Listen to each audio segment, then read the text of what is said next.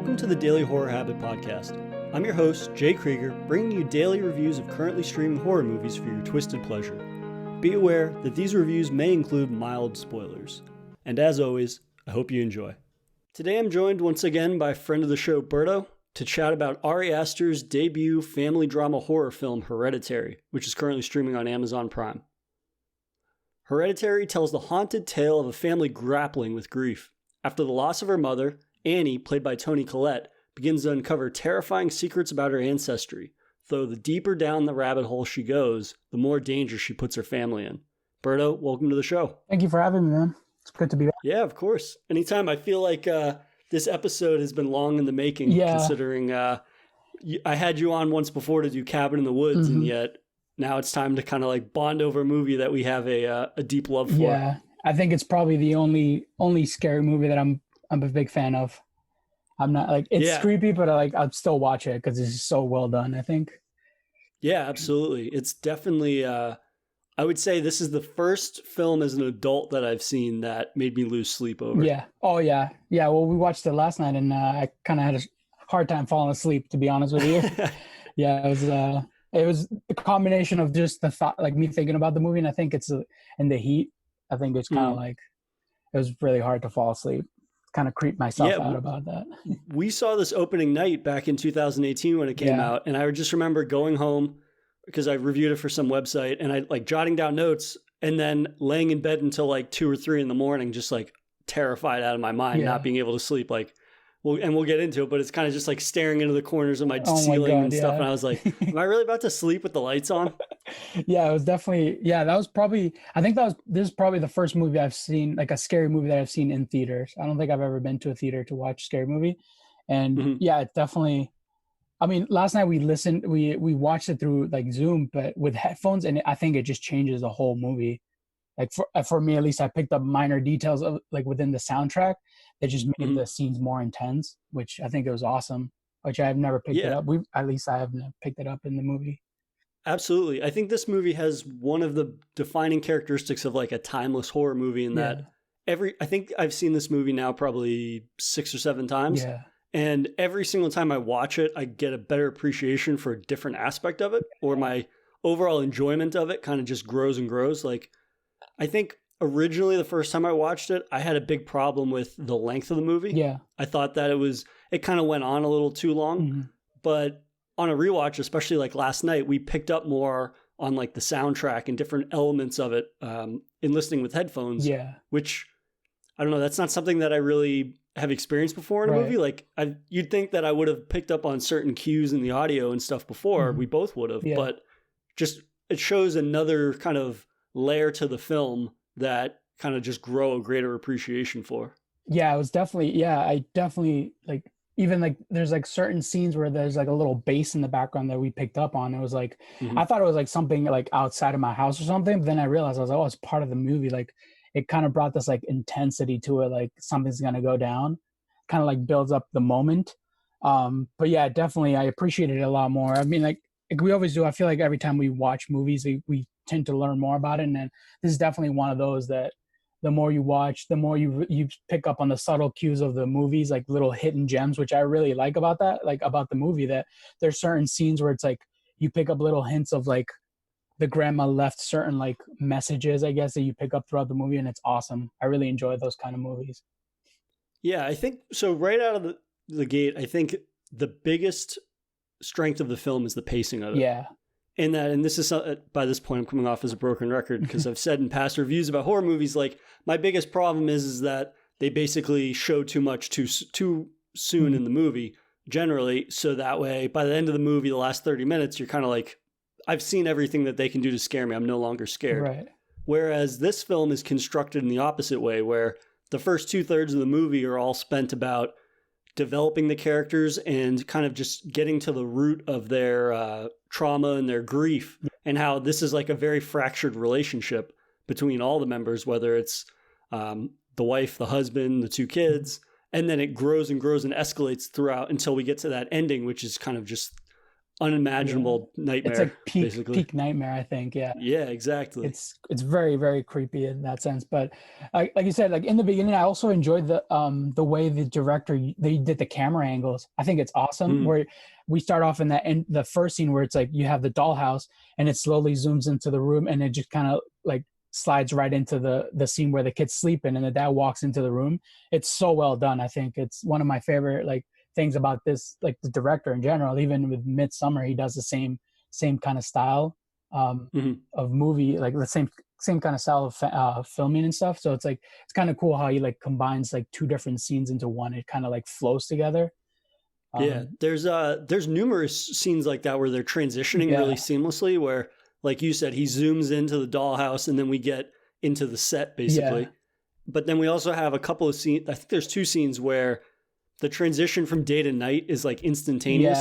One time there's an exterior of the house and it goes from daytime to nighttime. And then there's also that scene where Peter's sitting on the edge of his bed after the second tragic accident that occurs. And then it transitions to him into the classroom in the middle of the day. And it's kind of, it creates this very dreamlike quality to time, which I think really helps heighten the sort of idea that the family is falling deeper and deeper into this, or they're being haunted and the haunting is growing more powerful to the point that their sense of reality starts to shift a little bit. Kind of like they're losing it slowly. It's really well done. I think that's one of the things I enjoyed a lot about the way it was made, and it just seems like they took their time and they knew exactly what they wanted to do with it, which is awesome.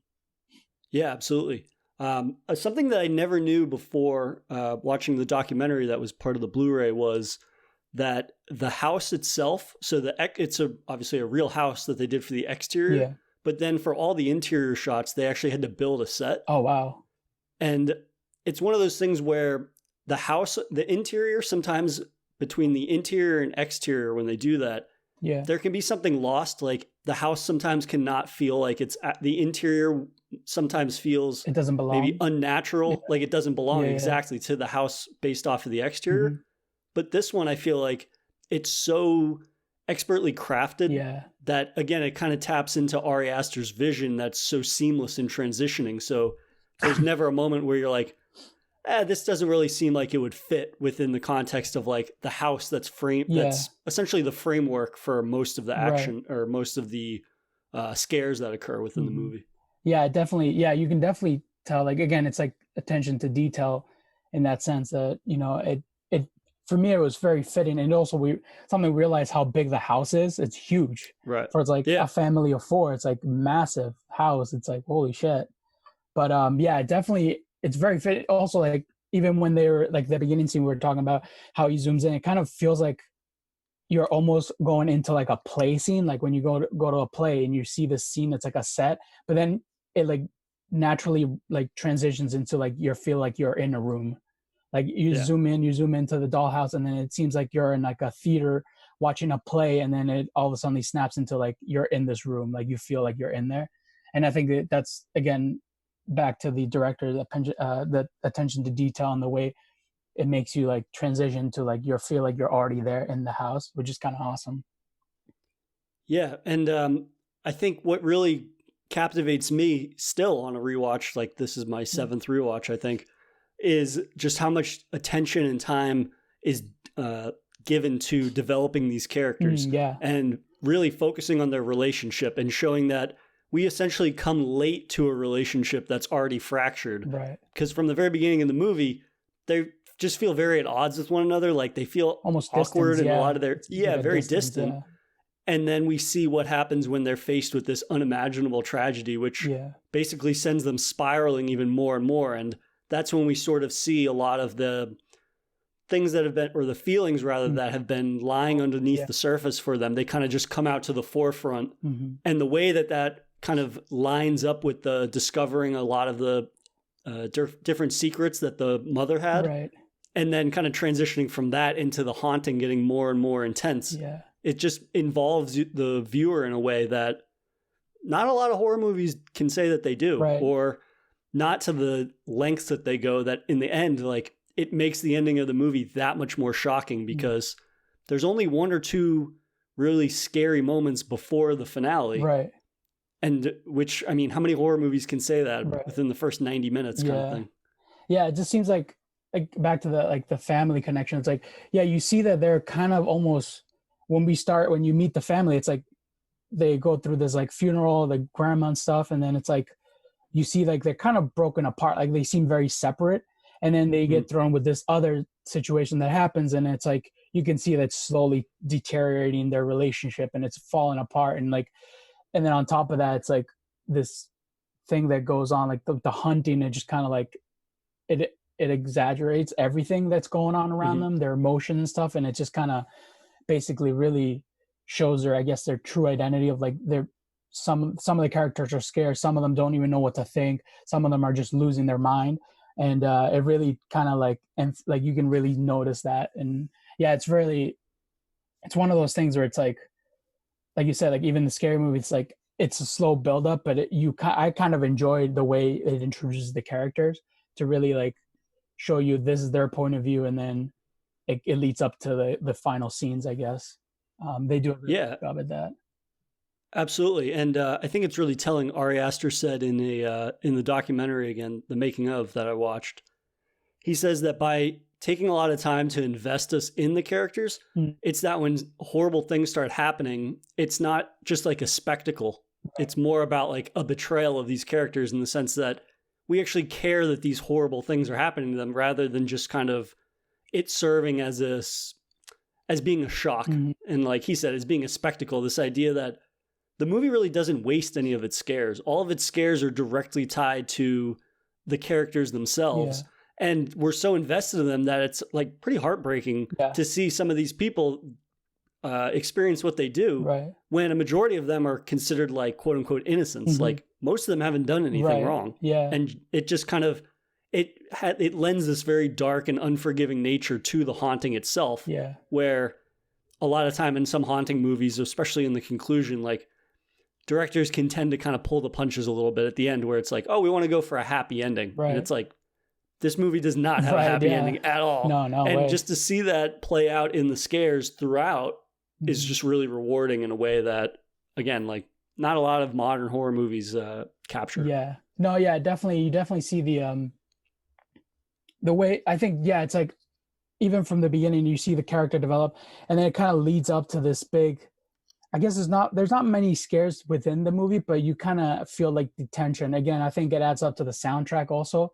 Like there's something going on, there's something building up, and it kind of like throughout the movie, it builds up to this the final ending stuff, that happens. And it's like, it's really, they really did enjoy the fact that they took their time doing that, and like kind of getting to know the character, kind of almost building a relationship with the character, and just not knowing what's going to happen to them. So like next thing you know, they're there and then they're gone, or it's really, I really enjoy that. There's like kind of, I kind of enjoy the brother character, Peter.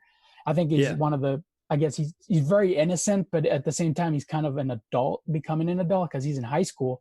But it's like, you kind of get to know him. It's like, oh shit, like he just ends up with so much trauma with everything that goes on that you kind of feel bad for him. But at the same time, it's like, shit, like he's kind of, I mean, he just seems like the more innocent, other than the father. I feel like he's the second most innocent person in the whole family. Yeah. But yeah, it's kind of that relationship with the characters and the family members. Just, I think it's wild. It's I mean, this film has a pretty small cast, and yet every single core member of the family, whether it's Peter, Steve, Annie, or Charlie, just gives like a phenomenal performance. And especially Alex Wolff, I think, who plays Peter, does such a great job of kind of juggling all of this trauma for different reasons and being at odds. And like you said, he's a high schooler. Like being 17, 18 is a pretty big changing period in a lot of people's lives. And just to see him have to take on this additional burden of this additional guilt and grief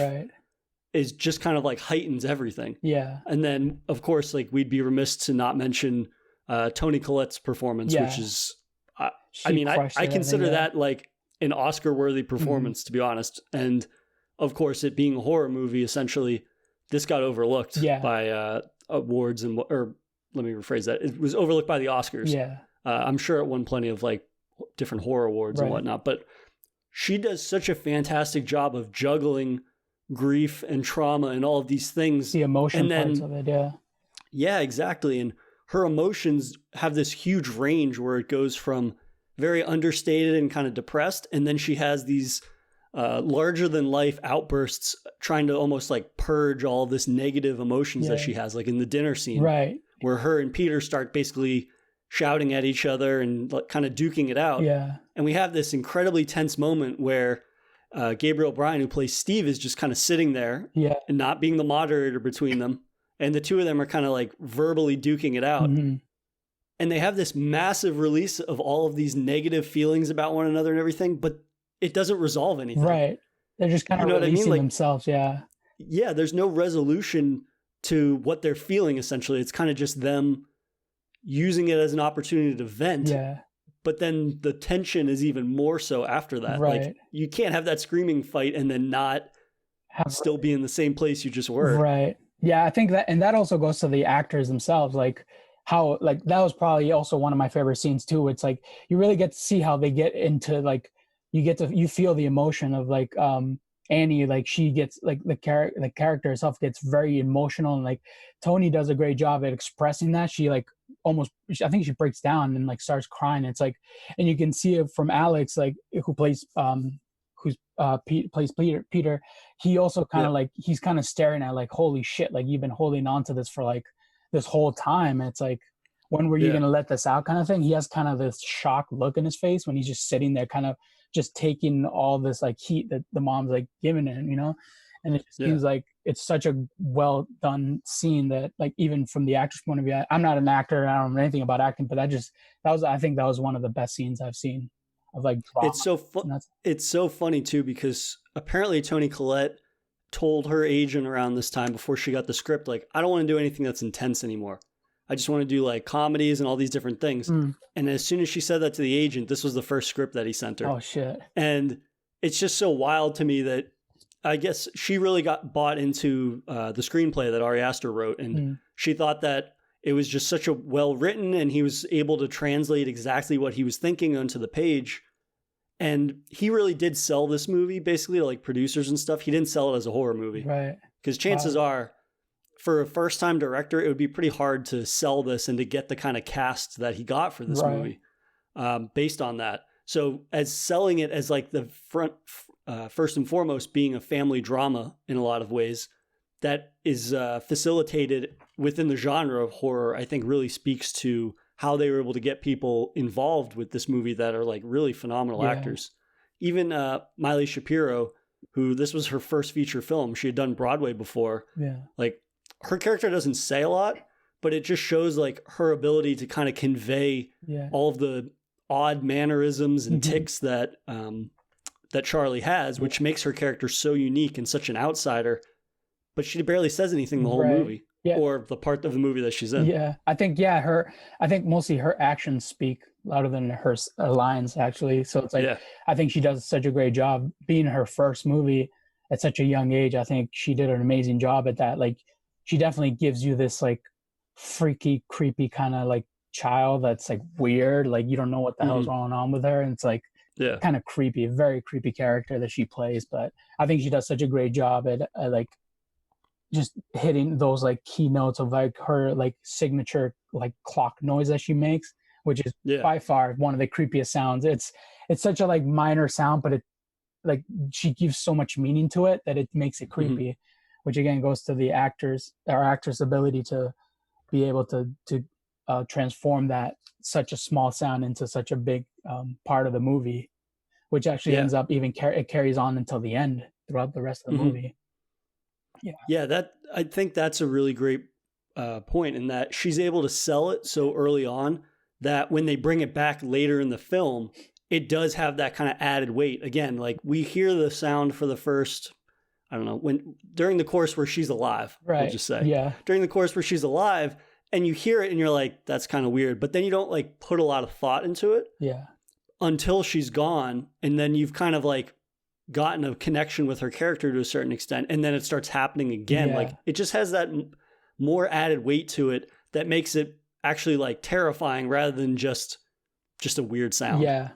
Kind of. And Ari Aster's ability to kind of weaponize even the most innocuous seeming traits of characters into something that is like terrifying. I think it really speaks to his ability as a filmmaker. Yeah, I think even it's almost like traumatizing, that sound, because like even later on, like you said, once she passes away, like the brother still hears it, like it still runs, like it's just almost like traumatizing to the family, that sound. That's like the brother just like he will have it for the rest of his life in his head. That's all he'll hear. Or when Toni Collette hears it when she's driving. Right. Yeah. That's also a creepy scene. Like, when you think that was one of those, that was one of those scenes too, rewatching with headphones, since the audio is mixed so well when you have headphones, it sounds like it's right behind you, which bugged me the fuck out when we watched it the other night. You look over your shoulder like, whoa, what the hell? Yeah, exactly. Yeah, no, that was, definitely, that's one of the better scenes too. That's like, you weren't expecting that because it seems such a like peaceful, like, she's minding her business driving, I'm going home, and it's like all of a sudden you get this like, I guess it's almost like a trauma that kind of triggers her to like hear this, and it's like, Jesus, like what the hell? And I don't know, yeah, it's definitely one of those creepy moments. One thing that I never knew about, I mean, as versatile as Alex's performances as Peter, like he gives a combination of being not only like a very emotional driven performance, but also a physical one. Like we were talking about, the one scene that you really, really find creepy and terrifying is the one where he is finally becoming possessed and he's in class and he smashes his face off the desk. Ari Aster apparently had to stop him from actually doing that in real life. Jesus. Like he's a method actor apparently. So like while he was on set, he would only respond to Peter. Oh, wow. And on the last day of shooting, supposedly, he introduced himself to everybody as his actual name, which is Alex. Oh, shit. Which I thought was crazy. Yeah. But yeah, that scene where he becomes possessed and he like contorts his arm up in the air. He has a stroke because his face is all like crunched and stuff. I don't know. It's like, exactly. So he looks like he's having a stroke and then he smashes his face off the desk and breaks his nose. So they swapped out the hard desk for plastic, obviously. You don't want to actually break the actor's face. Yeah. But they did that whole scene with only practical effects. Oh, wow. And so they like glued his lip down and they glued his eyelid back. So it looks like he's having a stroke, like you said. But then he boxes or something in his spare time. He can dislocate his jaw because of boxing, and he actually dislocates his jaw for that scene. Jesus. That's why his mouth is all sunken. That is insane. Holy shit. I think that whole scene is crazy to me because like, I don't know, just something about the moment, like you can tell he's like in the process of breaking down, and then it's like all of a sudden you see his like arm shoots up and it's like, what the hell is going on? It's all twisted and then like the camera does like this 360 where it like kind of shows the professor and then turns around to see his face, and he's all like his face is all like almost melting, and then all of a sudden you see him smack his head once and then smack his head a second time, and he kind of snaps out of it, and it's like, holy shit, like what the hell just happened? That's, I mean, I don't know, I just find that to be like, it just feels so realistic to me. I guess the Alex did such a great job at selling that point that like, you know, like you feel like he's really being possessed. And I think, like you just said, like he actually dislocated his jaw just to make a one scene, which is insane. I don't think I could ever do that, but he definitely did a great job at selling that. Cause I think for me, it's one of those, it's not a scary scene, but it's just like wild scene to see someone experience that. I think it's just nuts. It blows my mind.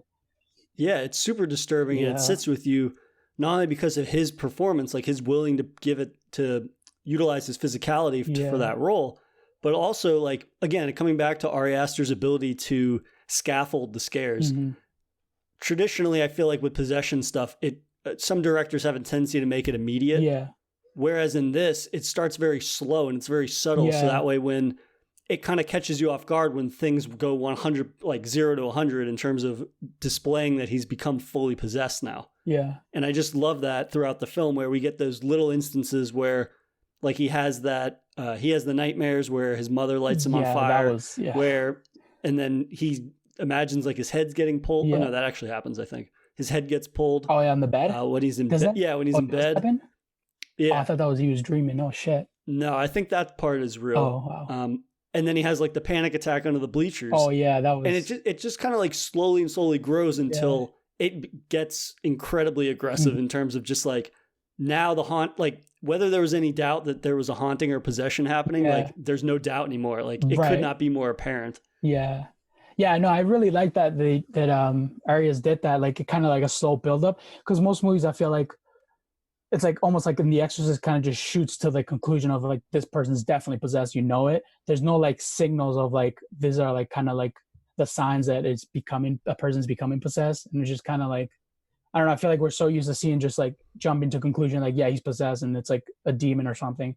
I like that they give you like subtle hints of like this person's like feeling this kind of way, and like he's not his natural self, and like he experiences like shortness of breath when he's like they're like smoking under the bleacher. He kind of freaks out and like he has like a mini panic attack, and it's like I just really like that subtle build up to what is to come, I guess. And I guess you also experience that with the mother too. Like she slowly starts to really lose it.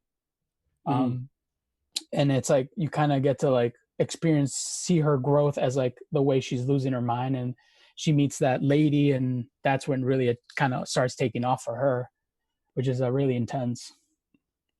Yeah, so for as kind of out there and supernatural as the finale is, I feel like 3/4 of the film are very, very grounded in their portrayal of just reality. Like show like, especially in terms of how they experience grief and trauma, and how Ari Aster captures that, I feel like is really well done. And some of the most chilling parts of the movie have nothing to do with the supernatural. Like when Charlie dies, we get and Annie finds the body in the car. Oh my God. We don't even see her finding the body. We see Peter in bed, kind of just staring off into space. And then you hear her screaming about it. And then, of course, it cuts to actually seeing Charlie's face, which is being like eaten by ants and rotting and everything.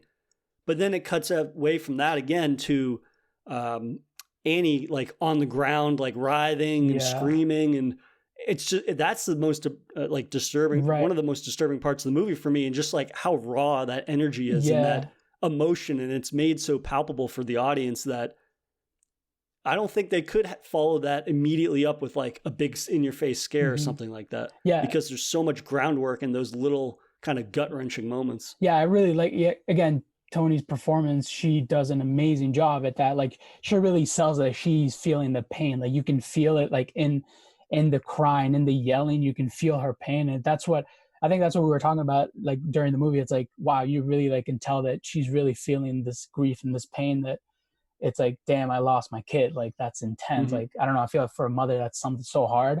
And it's like, she just does such a great job at selling that, like the way she cries. And I really also did like the scene where you see he's laying in bed. He, like, after what happened to Charlie, and he's laying in bed, and you can hear the background, like everything, the world keeps going, but he's just laying in bed quiet by himself. And you just hear the mom outside yell when he finds the body. And it's like, holy shit. Like, and then it just jumps. I feel like most movies, they would just jump to like the funeral scene after that. But like this one, it kind of like really you get involved in Anne's character, where it's like you can feel her pain, and she's like laying on the floor in the bedroom crying, like just literally melting down. She does an amazing job at really selling that pain that she's going through. Yeah, that was something that Alex Wolff actually said that he hates with a lot of movies that this film avoids doing, is that he hates when people handle grief very like neatly. Yeah. Kind of like they experience loss of some sort, and then 10 minutes later they're like, all right, we're on to the next thing. Right, like, it kind of, the grief that the family is feeling kind of permeates throughout the entire movie. You never get the sense that any of these people have moved on in any capacity. Right. Like, it kind of follows them around almost the entire movie, and it's kind of just builds up on the idea that something horrible is going to happen soon, and you don't know if that grief they're ever going to get over, but it kind of speaks to the dark tone of the movie, is that these people are feeling grief and they're exposed emotionally, and they're very vulnerable. They're like very tender at this point because of all of the sort of horrible things that have been occurring.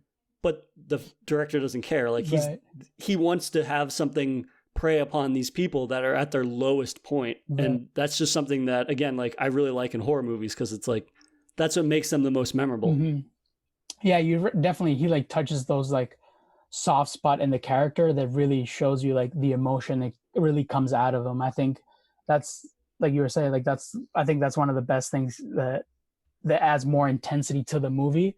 Just Mm-hmm. really selling on those scenes where it's like the character itself is already broken down, and then on top of that you get another tragic thing, and you just really kind of see them lose it. And yeah, I think that's one of the things that I really enjoyed about Anne, her character, that she really just, you can feel like like all the emotions that she's going through, you can feel it, like it's almost like building up to the point like where she's broken down. Like I feel like when you see they lose Charlie, she breaks down, but on top of that she has the grief of, yeah, I lost my mom too. And then Mm-hmm. in that dinner scene when they're talking, that's also been building up to like her trying to talk to her son about it. Like everything that Peter does now, it bothers her, it seems like. And then it's like she's Mm-hmm. kind of been building up. She's never said anything about it, but she's kind of holding this in. And then that scene comes on and she kind of snaps. You can see her, like she just kind of loses, like, I'm not holding on to anything. And she just starts blabbering out all these like negative things at Peter, and he's just kind of staring at them. Or he's staring at her like, holy shit, like you've been holding on to all this. Even Mm-hmm. throughout the dinner, like Peter's almost like asking, he's like, Mom, you seem like you have something in your mind. And like she's like, no, no, and like she's refusing to say it. Mm-hmm. Kind of Peter kind of gets tired of it, and he kind of like snaps at her, and then she just loses it. I think Yeah. it really does a great job at, I really enjoy that, like kind of build up intensity and just kind of letting it go. You kind of get more connected to the character, I think. Yeah, absolutely. Yeah, she kind of gets that green light in that scene to kind Yeah, of just like let it go. pop off with all this stuff that she's been holding in. Yeah. Another scene that's a really fantastic example, and again, why I think it's pretty egregious that she didn't win anything for this, is that the scene when she goes to the first therapy session. It's kind of like it's like a trauma survivor group, Yeah. basically. But just she starts going through her whole family history. Right. And it's like her mother passing away is probably the least traumatic thing that's happened to her in her entire life, because she goes into like her father was depressed and starved himself to death, and then the brother ends up, he's schizophrenic. Well, we find out that he wasn't schizophrenic. Right. We find because he was saying like there's demons inside of him, so he kills himself. Yeah. And then she has this weird relationship with her mother, but you kind of just, she gets so wrapped up in talking about her own trauma, Right. that you start to see the rest of the group, Yeah. like their face shifts. Yeah. In just terms of just like how fucked up and unrelenting her life has been. Yeah. And the way that she talks about it, like she gets emotional, but it's not representative of just how traumatic her entire life has been. Yeah. And just her ability to almost undersell talking about how awful all of these events were is just something that, like, I feel like the tendency would be to overact that part. Yeah. Whereas she doesn't even underact it, because she does show emotion, but she finds this sweet spot in the middle where she seems like she's accepted all of this horrific things that have happened, and yet she's not over the top about it, and yet she's not pretending like it didn't happen. It's kind of this weird in between that is super unsettling. She's like okay with it. She's okay with the fact that she's gone through all this stuff. Yeah, like you were saying, like the fact that she lost her mom is like almost on the low end of everything. She's kind of like, it sounded almost like she was like more like curious about to see how did his brother come about killing himself. Like she was more curious about the other family members than the mother, because like you can later find out that she doesn't have a great relationship with her mother. So it kind of seems like she's like, well, I don't care about my mom, but like I'm curious to see why did my brother do this and why did my dad do that? You know, it just doesn't seem like it's something that she doesn't have a great connection, obviously, with her mom. But yeah, she definitely that was definitely a good scene to kind of, you slowly start to see Anne kind of unravel herself, I guess, and she kind of opens up more, which is nice. Yeah, so something I didn't know was that the original cut of this movie was actually 3 hours long. Oh, geez. Which is not super surprising given Ari Aster's track record on like making movies that are pretty long. Like there's a rumor that his next movie, which is supposed to be a horror comedy, is supposed to be like 4.5 hours long, which is excessive in so many ways, but not to detract too much. But a lot of what the extra footage is that he said, they cut like 30 scenes out of the movie. A lot of it was just more focusing on the family relationship. Like it wasn't more scares or anything like that.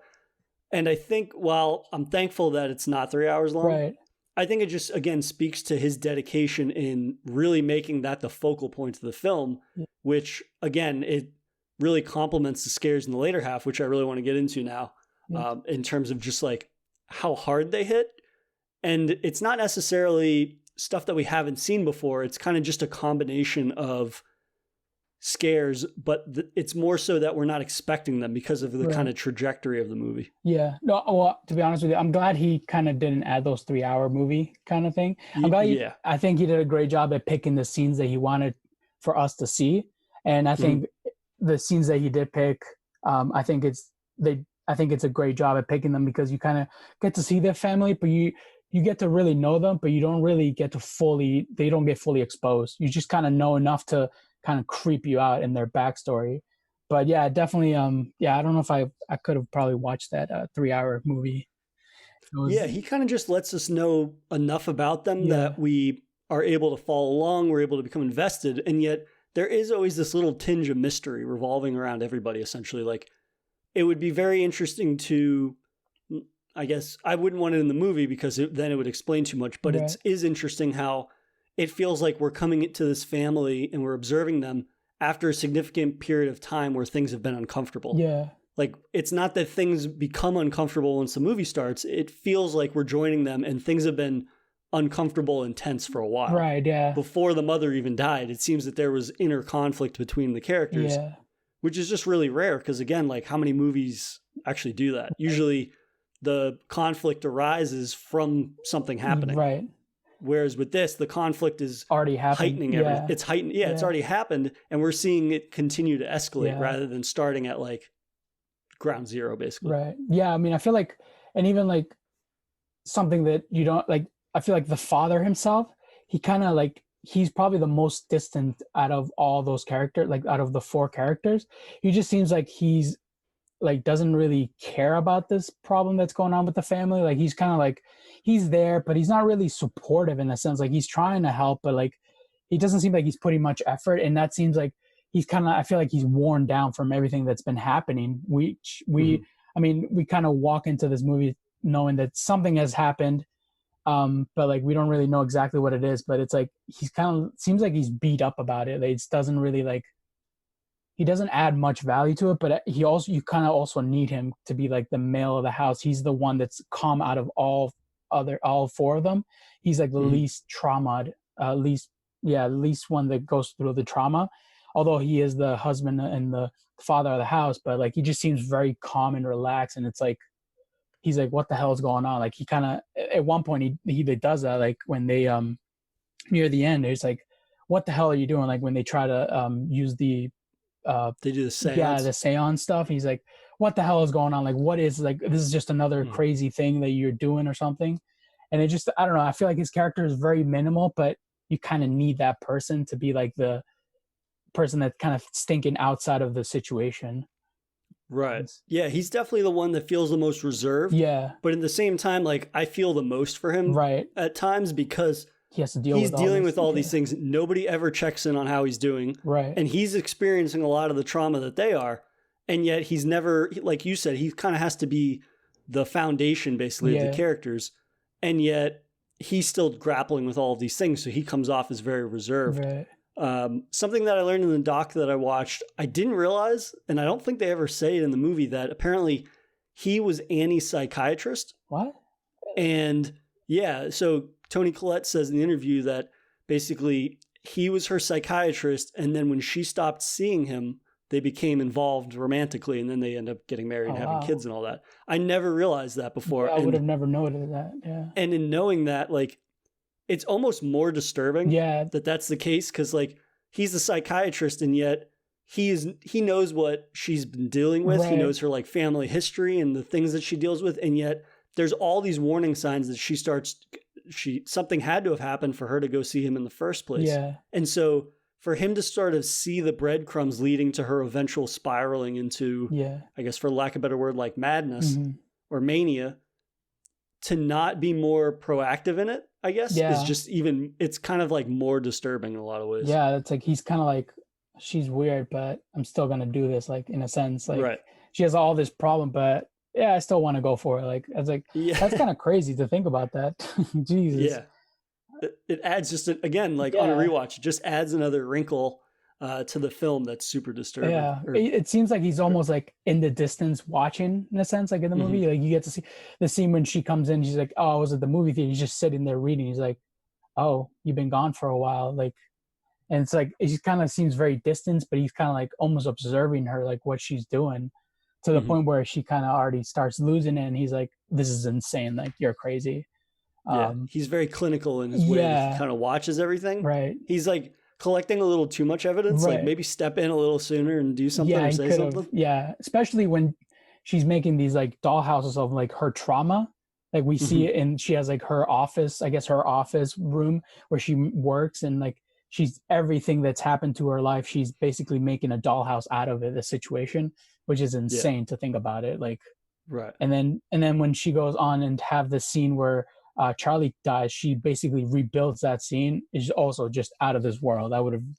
That's the last thing you would want to have in your house. I feel like the scene where your daughter dies. Like, what the hell? Right. There's using art as therapy, and then there's recreating the scene of your daughter being decapitated. Yeah. Like that. Just again, it shows that early on that her foundation for dealing with things is not 100% healthy at all. Like it shows that she kind of has a twisted sense of justifying a lot of her actions. Like the fact that she doesn't know what to do with all these feelings, and it starts to come out in more and more disturbing ways, kind of just is the beginning of the end, as it were. Yeah. It's like, and then it's like on top of that, it's like her Peter's room is literally next door to her office. Like he walks by that room, he sees that. I feel like even the dad says that, he's like, what if Peter sees this? Like, he's gonna have to live with this like every day when he walks through here, like just a mocking of her daughter dying. And it's like Peter was involved in that situation. It's like he's gonna see this every time he walks by his room. It's like, it's insane. It's just crazy way to deal with, I guess, for me to deal with such a trauma. Like, and it's also very passive aggressive because she tries to justify it to the husband. She's like, well, it's a completely neutral view of the accident. It's not blaming him for anything. And it's just like, yeah, but he feels like he's to be blamed for this. So it's just like she tries to kind of talk her way out of it without really addressing the fact that she has a lot of those feelings that she's repressing. And it's just kind of like coming out in the artwork. But I think she does realize that it would trigger him. Yeah. But it's almost like she's trying to trigger a confrontation because for whatever reason, this family is incapable of talking. Right. Yeah. For like talking things out. So it's almost like she's trying to make things that will trigger a conversation because neither side will kind of jumpstart the conversation. Yeah. So it's like, oh, this piece of disturbing artwork of my decapitated daughter will be like the catalyst for our conversation. It's like, if you have a problem, let's talk about it kind of thing. Like she kind of leaves it there. It's like, all right, if it's not going to bother anyone, then it shouldn't bother anybody. But if there's a problem, let's talk about it, kind of thing. Yeah, it's definitely it's a very interesting family, to say the least. They have an interesting dynamic. Yeah, different ways to go about things for sure. But let's jump into the finale. Like that finale is probably for me a top 5 horror finale ever. Yeah, like it's just so. It just escalates so incredibly quickly and goes into so many different shocking directions that I feel just completely unprepared for it every single time I watch it. You don't know what's going to happen each scene. Like, I don't know, like even rewatching it, it's like, is this when this happens? Is this when this? Oh, no, never mind. That's the wrong scene. It's like things come out of nowhere. You're just like, what the hell? Yeah. Well, he has you under Ari Aster has you under such a trance in terms of the buildup again, which I keep returning to. And again, like, you know what's going to happen, obviously, but at the same time, it's like it just feels very unexpected. Like, oh, things can't possibly get worse. And then, of course, they get much fucking worse. Weird, Which the thing that kind of kickstarts the haunting finally is when she burns the notebook and her husband gets lit ablaze. Right. And I didn't know that scene was mostly improvised. Oh, yeah. Yeah, the whole when Toni Collette breaks down and she's like begging him to throw the book in the fire to kind of release the spirits. Yeah, that was all improvised for the most part. Like, she said that there was barely any dialogue originally, and she did it all in one take. She sold that, because that was really well done too. In her part, I think she really like showed like, please do, like, she's kind of almost tired of dealing with such a crazy, like, all this hectic things that's going on. And she's like, please just do this for me. Like, this once, and like I love you, and like she really tries to convince him to do it, and he's just like, no, like this is not helping. Yeah, it's like, yeah, wow, that's impressive. Yeah, she did a great job at that. Yeah, and that was what really kickstarts the kind of finale. Is we get another one of those transition shots where it goes from daytime to nighttime. And then when it turns to nighttime, we see all of the naked cultists surrounding the house. And you're just like, it's one of those things that happens so suddenly. Yeah, it's very subtle. It's very subtle. Yeah. And you're not expecting it. And even on a rewatch, it took me a second to realize what I was looking at. Yeah. Because the idea that we know that there's a cult. Right. But then the idea that all of a sudden there's 40 people naked in the yard kind of surrounding the house, you're just like, holy shit, I can't, like, it just catches me off guard every time. Like I feel like it's one of those movies. I feel like this is the kind of movie where it's like, there's certain kind of movies where you play in the background, you're on your phone. This is the kind of movie that you have to be paying attention because there's so many subtle details. Like you just said, like that night scene when it switches from daylight to nighttime, there's like, if you have to pay attention because it's very subtle, you can barely see the people standing there, but they're there. Like it's creepy that like you really have to be like fully paying attention to really catch the detail part of it. And like, I think again, it goes back to the director. It's like these smaller details that do make a difference in the movie, and it adds more of a creepy factor to it. But yeah, the cult people are just one of the creepiest things I think at the end too, all the way throughout that second half of the movie.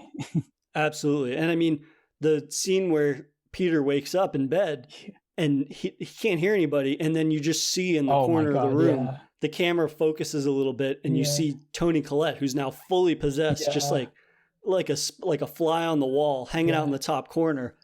And then the camera pans down to his eye level, looking out the window because the spotlight outside turns on, probably because there's a cultist walking around.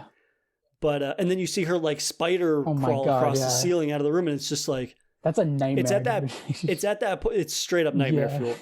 Like that's the point where you're so caught off guard by that, the suddenness of how overtly scary it is, that every single time I watch it, it's pure nightmare fuel. Yeah, it's like when I first saw that scene, I was like trying to like rub my eyes. I was like, am I seeing something? Like, because it's like it's dark enough that you can see there's something there, but it's like at the same time, it's like, it's dark. It's like, it's just a background, but then you see something. I'm like, it's like just light enough that you can see her just standing there. I was like, what the fuck is going on? Like, what is that? Like, like, why is she standing up there? Like, and then it's like, at the same time, it's like one of the quietest scene because like you can just hear like there's nothing. It's like almost like a black hole. And then he's kind of like moving around, and he like turns around to look, and you can see her crawling in the background. And it's like, what the hell? I remember when we first saw that, I was like, holy shit. Like there was only like 5 of us in the theater when we saw it, dude, but you could hear a fucking pin drop in that theater. Like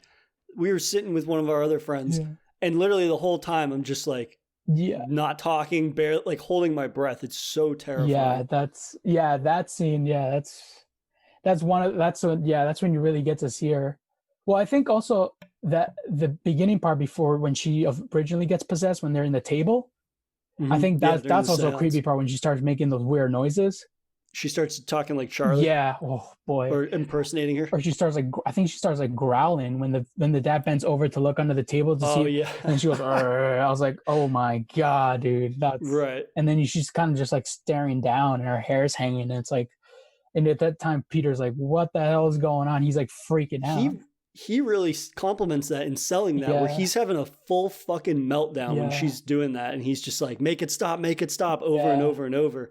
And it's like, he looks truly terrified. And the actor, Alex even said in an interview, he felt like he had PTSD after making the movie because it was just so traumatic, especially to be like method acting for this movie and to be like take on the identity of that character. Yeah, that's But I mean, when she starts chasing him around the house, like she's haul-assing too. Like she's really keep up with her. I wonder if that was her actually running, or if that was. I think that must have been a stunt double because that person was haul-assing. Like I think when they're downstairs, like when he turns around and he sees because he hears the floorboard creak. And then it just pans to that corner of the room, and there's this cultist naked, just standing there smiling. Weird, dude. Yeah. Which is fucking terrifying. First of all, the fact that you're butt naked, like, why are you butt naked in my house? Why are you naked, dude? Put a fucking gown on. Yeah. But Yeah, and then it cuts back and she's in the corner of the room already and she chases him. I think that part, that was Toni Collette because she's just running in a straight line. Yeah. But then when they get upstairs, there's a part where she falls or she trips. I would bet that was a stunt. That was a stunt double. It's like, you know, have you ever seen those memes where it's like you turn off a light in the basement, you have to run upstairs kind of thing? Yeah. It literally seems exactly like that, dude. Like the way that she's running, like it's literally like she's literally got him. Like that's how and like I kind of panic. I had like a little anxiety attack. I'm like, dude, make sure he doesn't get you. Like he's literally taking like 2 steps. He's like skipping steps going upstairs. Like, I don't know. I just feel like that scene was just so frightening. And it gives you like anxiety, just like, oh shit, he's going to get caught. And then like when he takes a turn to go up that hallway before he goes up in the attic, and it's like, oh shit, he slips. And then she slips. I was like, oh my God, dude, he's going to get caught. Like, yeah, it's just such a like intense scene. It kind of freaks me. It gives me anxiety to think about it.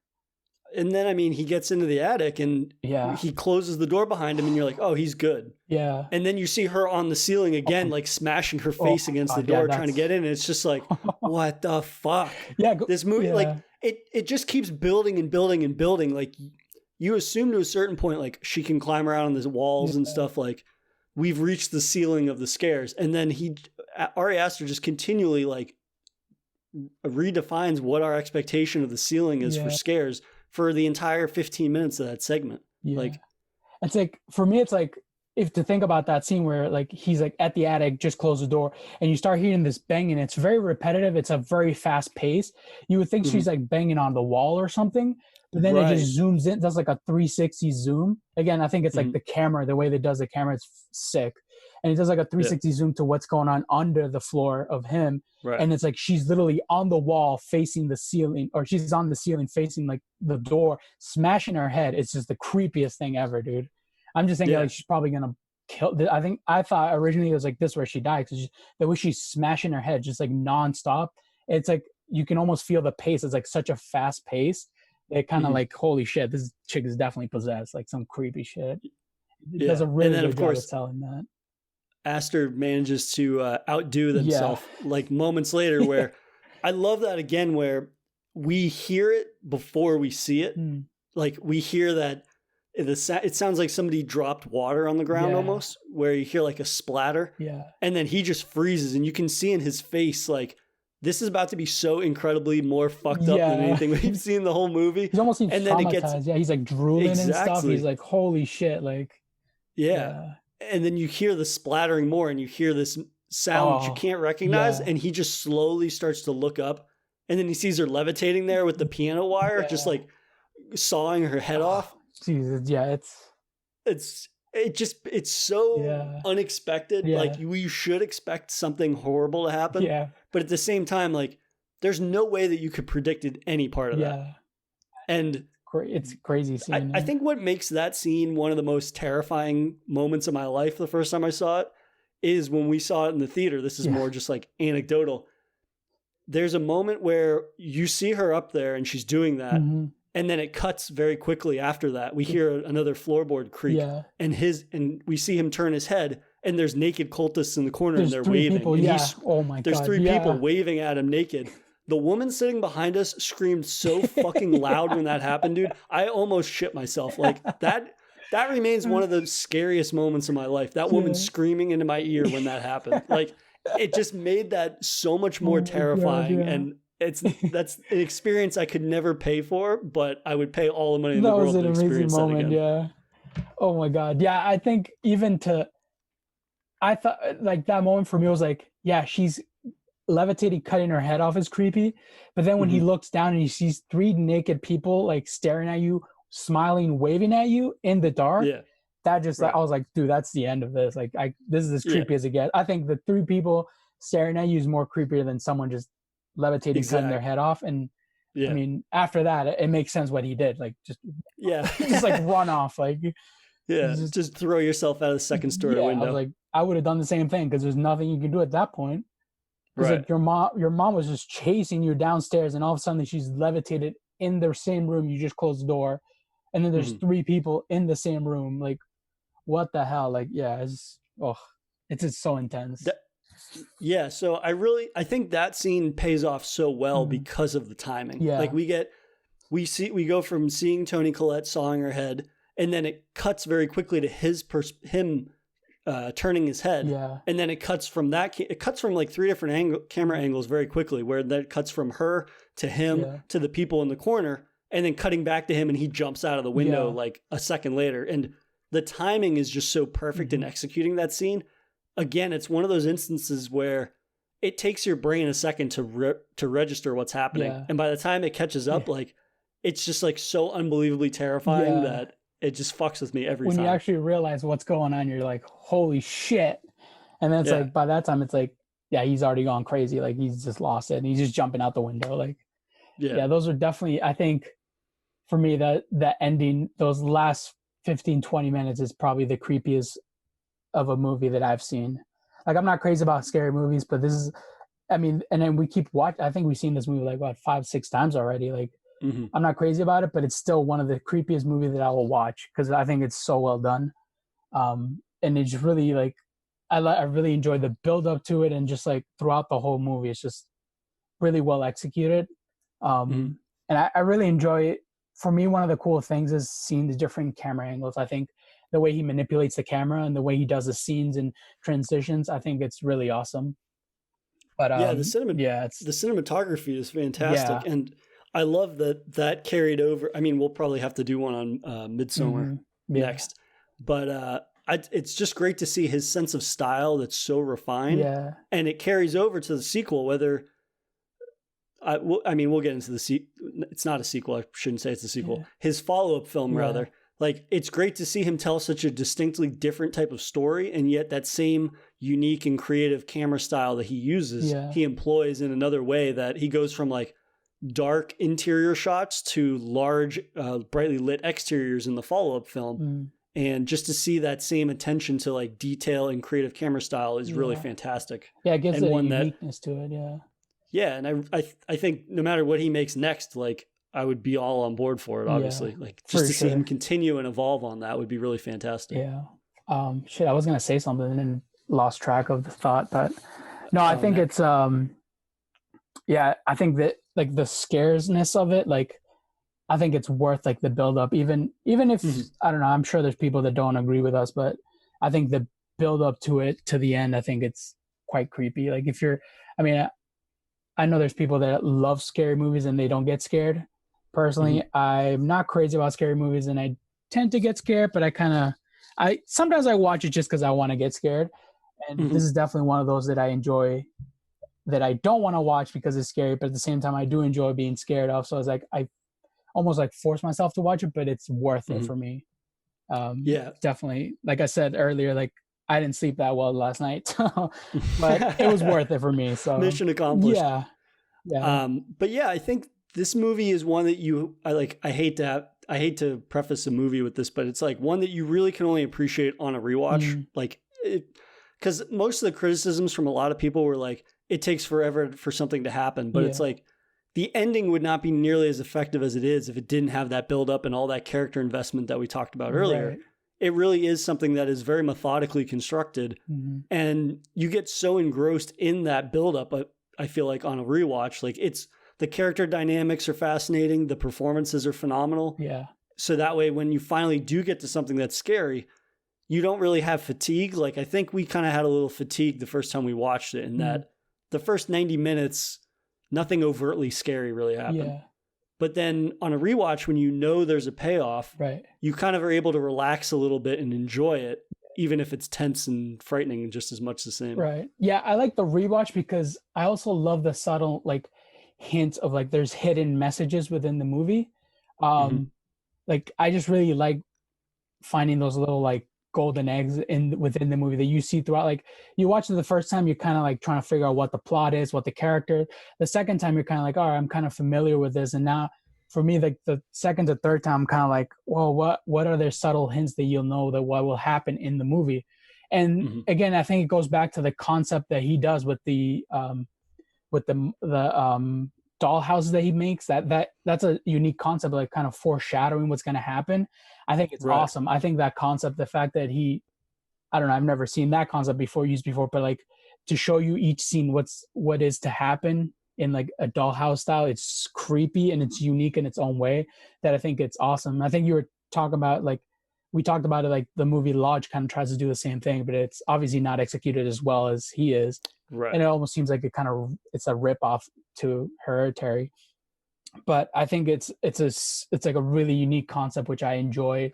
And also you find like hidden moments, like you're waiting for that scene where you just saw, like, for example, there's a scene where like you get to see like the way she builds the house, and it's like you're trying to see the exact moment where they got that image from, like in the dollhouse. And it's just like, I find it so unique. That's something different. It's not that I personally haven't seen before. I really enjoy that part. Well, that's one of the cool things about it.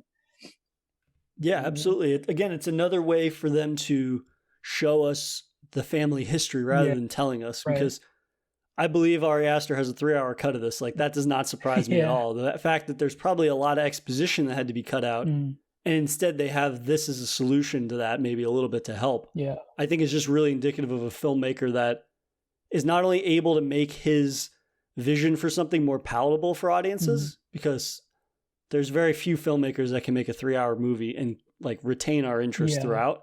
Not only that, but it's just telling a story that on the surface is very simplistic in a really complex and engrossing way. I think really speaks to his talents as a relatively new filmmaker. Yeah.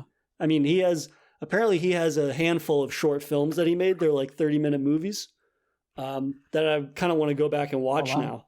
But in terms of this being his debut feature film, and then him only having one other feature film being Midsommar, is just super impressive to me. He has a bunch of indie movies? A bunch of short movies. So he did like 30-minute. They look professional. It's just that they're 30 minutes long. He did those for his different varieties of styles. Yeah, so he did it for his thesis. I forget which film school he went to, but it was part of his thesis where you have to make a 30-minute movie, basically. Oh, shit. And from what I've heard, one of them in particular is extremely fucked up. Oh yeah, I'm curious. I want to see it now. But yeah, maybe we'll zoom that next. But was there any particular scene or moments of the film we didn't touch upon? Just in wrapping up. I don't know. I think we hit all the unique ones and the awesome scenes. I mean, I guess like that lady that introduces her to the ritual. Which is kind of, Joan, I wish they would have kind of explained a little more about her. I mean, we kind of find out later on that she was related to the family, or I guess to the mother. She was in the same cult. She was a fan, yeah. Yeah. Or a friend. Of her mother. But other than that, I mean, no, I think we hit all the points. I think that ending scene, I think for me, the school scene when Peter smashes his face is one of the weirdest. Like, it's a non-scary but creepy scene. But it's like, why would someone do that? And then I think the mother chasing him around the house, that 10-second shot of her running around the house chasing him is by far the creepiest thing. It gives me anxiety. Straight up nightmare fuel. Yeah, and the naked people. Yeah. That's a nightmare. That's always unsettling. Yeah. But I appreciate you picking this movie. I mean, like I said at the beginning, I feel like it's been a long time coming because we find ourselves rewatching and just talking about this movie pretty frequently. That's true. Yeah. No, thanks for having me. Yeah, it was always fun rewatching these movies. It's something we both enjoy watching, and we've watched it so many times. I felt like it was only right to do a podcast about it. Yeah, absolutely. Yeah. But I'll have to have you on again sometime soon. Hopefully, do Midsommar or something for sure. Something else that gels with your horror likes. Oh yeah, definitely. I'd love to come back and do another one. Awesome. Well, thanks again, man. Thanks for listening to another episode of the Daily Horror Habit podcast. If you enjoyed this episode, please subscribe to Daily Horror Habit on your preferred streaming service and follow @Daily Horror Habit on Instagram or @Daily Horror Pod on Twitter.